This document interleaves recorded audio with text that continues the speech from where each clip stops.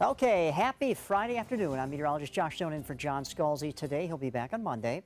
Let's talk about, just really quickly, the satellite imagery, what's happening in the tropics. We got a big plume of convection here in the western Caribbean, and, well, there's something going on here. We'll break that down for you in just a few minutes. So let's talk about the weather headlines right now. A few scattered storms today. Most of those will be inland.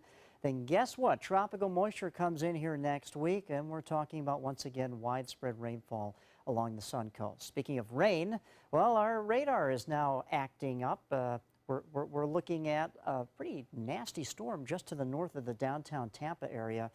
And then for our area here in Manatee County, around Bayshore Gardens, we have a little cell producing some showers. Looks like the storm up here in Tampa starting to wind down a little bit, but still a lot of lightning strikes up there.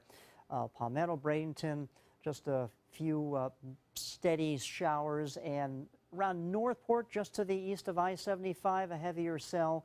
But this looks like it's going to hopefully dwindle over the next few minutes or so. These are what we call pulse storms. They pop up really quickly and then they fall apart, and then other ones start to develop with the heating of the day. But you can see most of the activity is generally east of I-75, and that's what we can expect for this afternoon. Now, as far as our water vapor imagery, the light blue colors show us where the mid to upper level moisture is, and there's a little bit of it.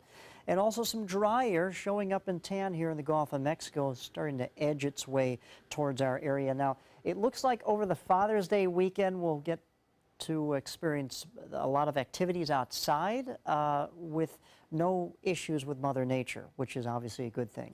Things change, though, as we get into early next week with tropical moisture coming our way due to a southerly wind to help bring that in our direction. Some rough storms in the Midwest last night. Looks like they could experience another round of severe weather in places like Missouri and Iowa. But for our future cast, once again, most of the shower activity will push eastward for this afternoon. Relatively quiet night for us tonight, and then tomorrow, other than a few hit or miss showers, I think the chance will be fairly low. And then, well, all eyes now will be on this. A lot of convection here in the western Caribbean.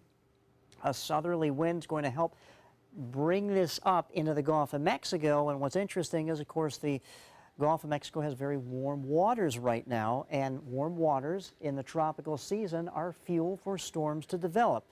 Not saying that this is going to develop, because there is a lot of upper level wind shear, so these things can't thrive upon upper level strong winds.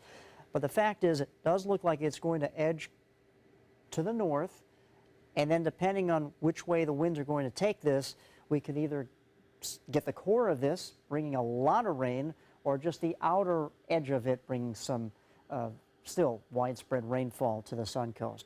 Also, another system to note here in the southern Atlantic, that has about 20% chance to develop into something, but we'll keep an eye on it for you. If you're taking your boat out today, the high tide will be at 5:28 late this afternoon. And for the boaters, southwest wind at 10 knots. 7-day forecast shows a pretty mild weekend ahead of us for Father's Day. And then as we get into early to mid next week, well, there's that tropical moisture coming our way. We'll have to tweak that as this thing develops. Back to you.